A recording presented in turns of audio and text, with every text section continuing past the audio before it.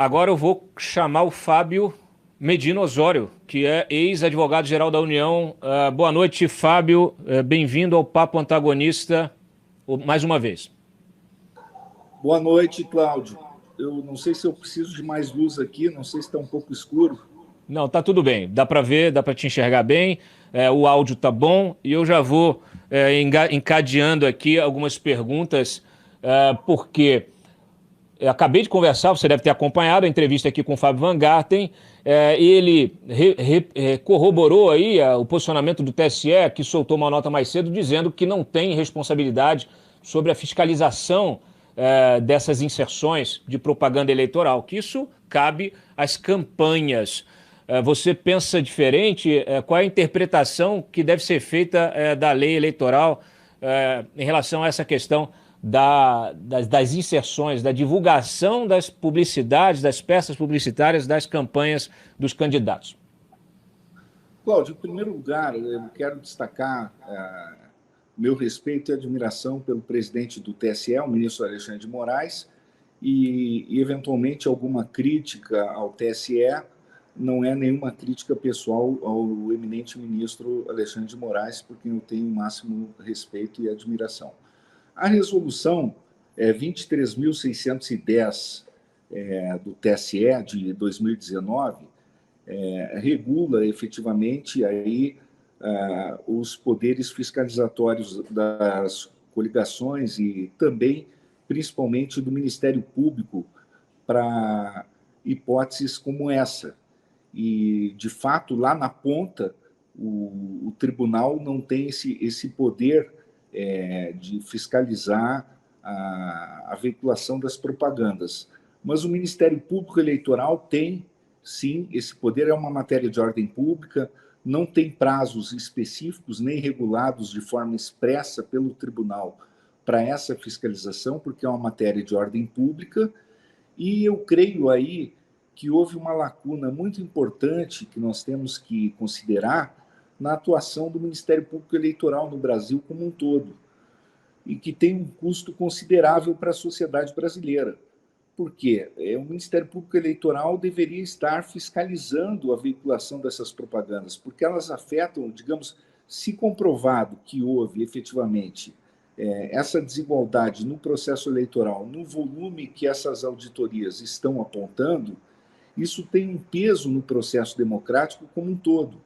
E aí não cabe, não é uma questão privada das campanhas, das coligações, é uma questão que envolve a ordem pública, envolve o processo democrático, e cabe ao Ministério Público essa fiscalização, o Ministério Público Eleitoral. E o Ministério Público Eleitoral tem que se organizar para fiscalizar o processo eleitoral lá na ponta.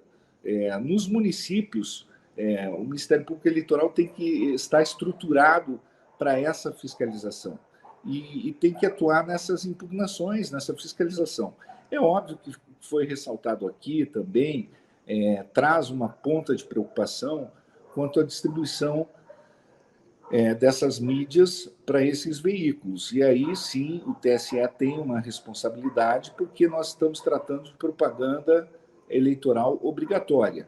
E aí, se houve algum problema, isso tem que ser diagnosticado, tem que ser detectado e tem que ser explicado para a opinião pública de forma muito transparente na distribuição, porque se esses veículos estão cadastrados de algum modo, eles têm que ser controlados quanto à distribuição dessa propaganda. Isso me parece que, do ponto de vista do funcionamento dos tribunais regionais eleitorais, sempre compete aos tribunais regionais eleitorais essa distribuição para os veículos, esse controle quanto à distribuição. E, pelo que foi relatado aqui pelo coordenador da campanha do Bolsonaro, isso vinha funcionando também dessa forma junto ao Tribunal Superior Eleitoral, até porque seria um pouco contraditório que se entregasse que essas mídias fossem distribuídas por cada campanha aos veículos. Não me parece que tenha funcionado dessa maneira, ou seja, que as mídias fossem repassadas diretamente pelas campanhas aos veículos, porque essa fiscalização da distribuição realmente seria mais lógico que competisse ao Tribunal Superior Eleitoral o repasse aos veículos, até para controlar efetivamente, porque se trata de propaganda eleitoral obrigatória, esse repasse diretamente aos veículos, a todos os veículos do país, porque essa veiculação é obrigatória. Nós estamos tratando de propaganda eleitoral gratuita, obrigatória, que tem como contrapartida aí a isenção de impostos. Então, aí, essa distribuição, nós temos que detectar se houve distribuição, se a distribuição foi correta, se ela aconteceu ou não. Esse é o primeiro ponto de reflexão que tem que ser diagnosticado e tem que ser verificado se ocorreu de forma correta. Do ponto de vista da jurisprudência, deixa eu te interromper aqui, só para a gente falar um pouquinho dos dois momentos em que uma campanha pode reclamar de algo ao se sentir prejudicada, né? Tem uma jurisprudência, me corrija se eu estiver errado, que define que você tem um prazo de 48 horas para reclamar quando você se sente prejudicado. Acho que isso se aplicaria também a essa questão das inserções. Se não, perdeu o prazo, já era, né? Obviamente que a coligação pode pedir uma investigação de fraude ou abuso de poder que se estenderia para depois da eleição. E que poderia aí, né, se provada, ter aí uma possível cassação de um mandato de quem foi eleito, enfim. Como é que é isso, efetivamente? Existe esse momento, esses dois momentos, essas duas formas de você contestar algo que represente realmente aí um desbalanço nessa corrida eleitoral? Essa jurisprudência se aplica basicamente a ilícitos contra a honra, porque nessa hipótese aí, como é uma matéria de ordem pública, por exemplo, essa resolução 23.610 não estabelece um prazo para essa impugnação. Essa resolução 23.610 de 2019 não estabelece um prazo para essa impugnação, que pode ser formulada, inclusive, pelo Ministério Público. Então, não tem um prazo disciplinado. Então, curiosamente, inclusive agora, por um despacho do eminente ministro presidente do TSE, ele criou um prazo para a coligação do Bolsonaro, em 48 horas agora, trazer uma impugnação em relação a determinados veículos. Eu acho que seria mais correto que ele, ao invés de criar esse prazo, encaminhasse para o corregedor eleitoral abrir uma investigação mais ampla, porque do que se trata aqui agora efetivamente, me parece, fazer uma auditoria em todos os estados da federação, e não só, porque como apareceram notícias de beneficiamento também, até para a campanha do próprio Bolsonaro, em menor escala, em muito menor escala até agora, mas tem que averiguar, por exemplo, os estados do Sul também, como você mesmo ponderou. Então tem que fazer uma auditoria com essas empresas idôneas em todo o território nacional, para verificar qual foi, digamos assim, o impacto no processo democrático. Isso agora me parece inevitável. Nós não podemos escapar agora dessa auditoria, porque efetivamente tem que verificar qual foi o potencial lesivo no processo democrático dessa desigualdade nas inserções. Então, não dá para tapar o sol com a peneira no momento que houve. Eu acho que, por exemplo, fica uma lição para o nosso processo eleitoral da necessidade do TSE, numa corrida presidencial e até numa corrida eleitoral como essa, ter uma articulação mais estreita com os tribunais regionais eleitorais, com o Ministério Público Eleitoral, que me parece que houve uma omissão aí extremamente relevante na fiscalização, porque, se tratando de matéria de ordem pública como essa, em que não há sequer um prazo expresso na legislação para impugnação, não é uma questão privada dos partidos. Se há um volume sistêmico e extremamente relevante de desigualdade nas inserções, por exemplo, em todo o território nacional, se esse volume chega a impactar o processo democrático, vai ter, digamos, uma relevância para a impugnação de um candidato eleito. Lembrando que é o mesmo TSE que julga se determinada campanha tem que dar direito de resposta nas inserções da outra campanha, né? Então, assim, a gente está falando da mesma natureza de matéria, né? Você questionar se você está sendo prejudicado por algo da outra campanha no processo eleitoral, e o TSE ele tem essa responsabilidade. Ministério Público Eleitoral, aliás, eu já não ouço falar do Ministério Público Eleitoral tem tempo, né? É uma omissão. O Ministério Público Eleitoral passou despercebido nessas eleições, por incrível que pareça. Nós não vimos iniciativa, digamos assim, nos estados. Por exemplo, um tema tão relevante como esse, eu desconheço, digamos, outras iniciativas, com certeza aconteceram, e não quero aqui fazer um diagnóstico sobre a atuação do Ministério Público Eleitoral, porque aí eu não tenho dados para falar, mas eu acho que nós poderíamos ter um diagnóstico mais amplo da atuação do Ministério Público Eleitoral em todo o território nacional.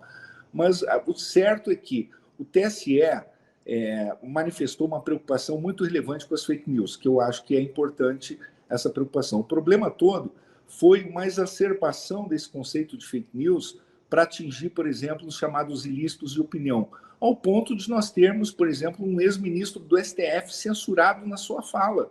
Então, houve uma deturpação desse conceito de fake news para abranger o chamado ilícito de opinião. A pessoa não poder mais manifestar uma opinião sobre um conceito de inocência. O que é a inocência de uma pessoa e você não poder mais manifestar esse conceito de inocência? E houve a tal exacerbação que foi censurado um veículo de comunicação. Ao passo que outros veículos, você percebe claramente que ele tem uma tendência de manifestar uma crítica em relação a um determinado candidato. E eu acho que a democracia funciona assim mesmo. Veja, nos Estados Unidos tem veículos que até manifestam abertamente a opinião a favor de um candidato, a favor de outro. A liberdade de imprensa é isso mesmo. E o público avalia a qualidade desses jornalistas, avalia a capacidade crítica dos jornalistas. Mas o que aconteceu no Brasil foi, de repente, um veículo foi censurado porque ele não podia falar mal de um determinado candidato. Outro veículo, como é o caso da Rede Globo, você vê claramente os jornalistas tendo uma opinião e uma visão ideológica sobre outro candidato. E não há uma censura sobre isso. E eu sou contra a censura, eu acho que não se deve censurar ninguém. Mas a população avalia criticamente se aqueles jornalistas estão se comportando de modo crítico ou não em relação a todos os candidatos ou em relação à sociedade como um todo. Deixa eu extrapolar. Deixa eu extrapolar. Não pode um tribunal censurar, não pode um poder judiciário censurar. Então, nós tivemos várias entidades, como a Ordem dos Advogados de São Paulo, manifestando crítica em relação à censura, que o tribunal se manifestou como censor, Ordem dos Advogados do Brasil no Rio Grande do Sul, o Movimento de Defesa da Advocacia, que eu integro como conselheiro, o presidente Eduardo Sallucci, a diretoria manifestou repúdio à censura. Então, aqui, com todo o respeito e admiração que eu tenho pelo eminente presidente do TSE, acho que houve um equívoco e uma exacerbação de poderes por parte do TSE. Me surpreendeu muito. Primeiro, no caso aqui do episódio, domingo passado, episódio do Roberto Jefferson, para além da violência com que ele recebeu a polícia, enfim, foi preso, naturalmente. Só que aí ontem eu li que a OAB, hein? A OAB, gente. A OAB se manifestando para pedir que o Moraes permita que os advogados do Roberto Jefferson possam acessar o cliente. Eu queria entender, e aí, por favor, faço aqui um apelo para um especialista, um ex-advogado-geral da União, né? Não é qualquer advogado, alguém que conhece a máquina por dentro, que conhece os limites legais. Aonde está escrito que o presidente do Tribunal Superior Eleitoral pode pegar um sujeito que cometeu um crime, né? Metralhou, jogou bomba de efeito moral contra policiais, pegar e determinar que esse sujeito seja preso incomunicável, sem acesso aos advogados? Em primeiro lugar, o ministro Alexandre de Moraes ele não prendeu o Roberto Jefferson na condição de presidente do TSE. Ele foi na condição de ministro do STF e relator da fake news, do inquérito das fake news. Aí, nós temos que ser críticos em relação ao inquérito das fake news, porque esse inquérito, efetivamente, ele criou artificialmente uma prerrogativa de foro para as pessoas que cometem crimes contra a honra e que foram enquadrados na Lei de Segurança Nacional.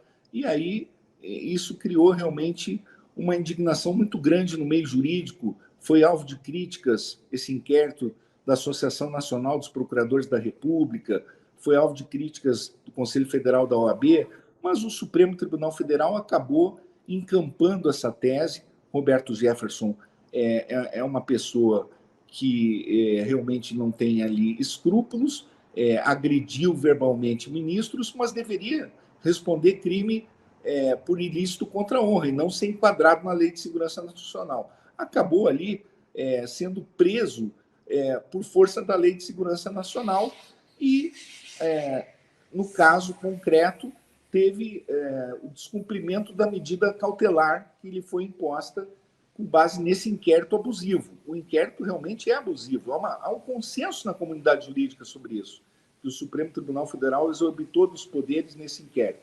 Mas aí, dentro dessa lógica, a revogação da medida cautelar era uma consequência jurídica inevitável diante daquele impropério inominável que ele cometeu contra a honra da ministra Carmen Lúcia, que tem a nossa solidariedade por conta da agressão que sofreu.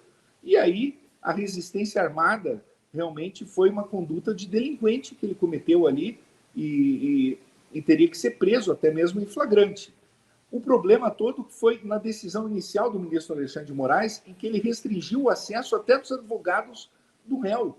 E aí ensejou a iniciativa do Conselho Federal da OAB pelo seu presidente, Beto Simonetti, mas que proporcionou a reconsideração imediata por parte do ministro Alexandre de Moraes, que reconsiderou e proporcionou o acesso dos advogados. Mas, efetivamente, não precisava ter restringido nem inicialmente esse acesso, porque necessitou a iniciativa do presidente da OAB para manifestar resistência em relação a esse acesso que foi restringido indevidamente ao início pelo ministro Alexandre de Moraes.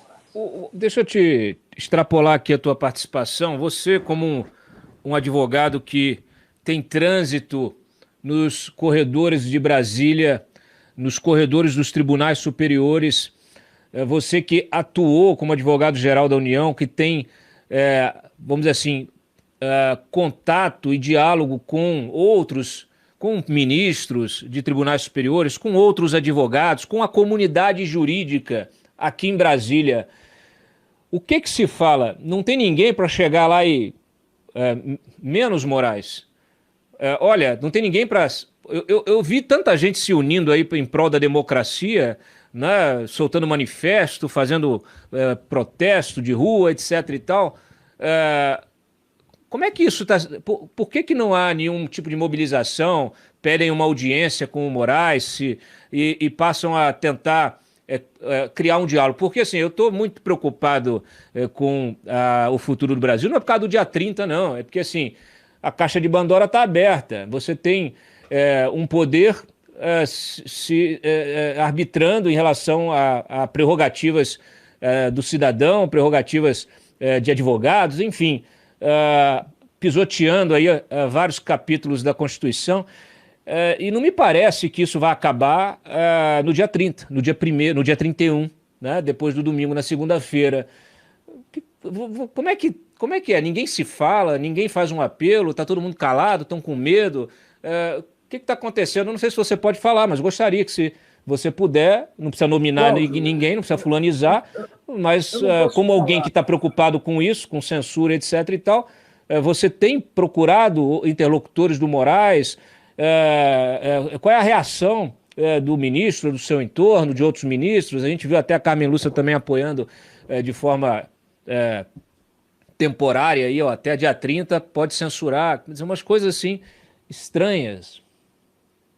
Cláudio, eu tenho manifestado a minha preocupação e eu acho que as instituições estão muito preocupadas, a comunidade jurídica está preocupada, eu acho até que é uma preocupação suprapartidária, eu diria, quanto o princípio da separação de poderes.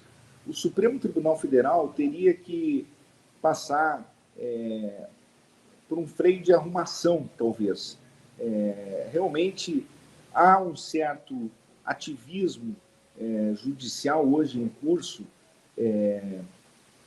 Por exemplo, a jurisprudência uma insegurança jurídica quanto às decisões, quanto a alguns critérios que são adotados para um caso e depois outro caso análogo, aqueles mesmos critérios não são adotados como parâmetros. Não sei se é o excesso de processos, o volume de processos que atormenta o judiciário e não consegue ter assim uma isonomia de tratamento para os jurisdicionados. Realmente, o problema da invasão dos limites do Poder Executivo pelo próprio Poder Judiciário também é outro tema que preocupa muito. O papel mais protagonista, talvez, do Senado na interlocução e até um papel fiscalizatório que o Senado tem condições de exercer na tripartição dos poderes, eu acho que é um avanço que o Brasil pode adquirir nos próximos anos, independentemente de quem seja eleito até, mas eu acredito que as críticas aos ministros, não essas críticas grosseiras que eu manifesto o meu total repúdio, sempre de forma respeitosa, mas uma crítica construtiva, uma crítica intelectual, uma crítica fundamentada, isso tem que ser melhor absorvido na comunidade jurídica. Muitas vezes, essas críticas não são endereçadas até por uma forma mais servil do comportamento, seja acadêmico, seja de alguma parcela da comunidade jurídica, por questão de interesses privados ou interesses pessoais. Então, nós temos que construir relações menos subalternas entre os poderes e na comunidade jurídica para proporcionar um crescimento das instituições. Eu creio sim nisso. E tem um princípio constitucional que na Espanha se designa como princípio constitucional de interdição à arbitrariedade dos poderes públicos, que aqui é um princípio inerente ao devido processo legal substancial, e que me parece que, às vezes, determinados poderes esquecem desse princípio, mas ele se aplica tanto ao poder executivo, quanto ao legislativo, quanto também ao poder judiciário. Nenhum poder pode atuar arbitrariamente sobre outros poderes ou sobre as pessoas. E quando um poder atua arbitrariamente sobre as pessoas manifestam indignação. E essa indignação, muitas vezes, com o próprio Poder Judiciário na sociedade atual, eu acho que decorre, em parte, por conta do arbítrio. Muitas vezes nós temos assistido decisões extremamente arbitrárias. E essa crítica quanto ao arbítrio do poder, ela tem que ser projetada e manifestada de forma transparente, com qualidade, para que as pessoas compreendam que não podem exercer o poder de maneira arbitrária sobre as pessoas, não podem prender alguém de modo arbitrário, não podem desrespeitar a Constituição, não estão acima das leis. Não é porque alguém ocupa uma cadeira num tribunal superior ou no Supremo Tribunal Federal que pode agir arbitrariamente, pode prender alguém arbitrariamente, ou pode privar alguém da sua liberdade de modo arbitrário, pode dar um canetaço. Não é assim. Tem que prestar contas dos seus atos para a sociedade. Tem que prestar contas dos seus atos para a população. Afinal de contas, aquele que é servidor público presta contas dos seus atos para a sociedade. E, às vezes, algumas pessoas esquecem disso porque vestem uma toga preta. E ali se empoderam e se encastelam. E isso é muito ruim, Cláudio. Isso é muito ruim. Porque elas vão perdendo a credibilidade. Não é porque tem poder que a pessoa fica ou pode ficar encastelada no poder. Ela tem que prestar contas dos seus atos. É isso. É o exercício da função pública, demanda muita responsabilidade, uma postura moral, ética e, nesse caso, especialmente um respeito à Constituição, né? Os ministros do Supremo são guardiões da Constituição, não estão acima dela. Fábio Medina Osório, muito obrigado pela sua participação aqui no Papo Antagonista, você que foi advogado-geral da União. O programa permanece aberto para futuras colaborações. agradeço, Cláudio, parabéns aí pelo antagonista e pela qualidade com que você conduz sempre o antagonista e os teus programas. Obrigado. Maravilha.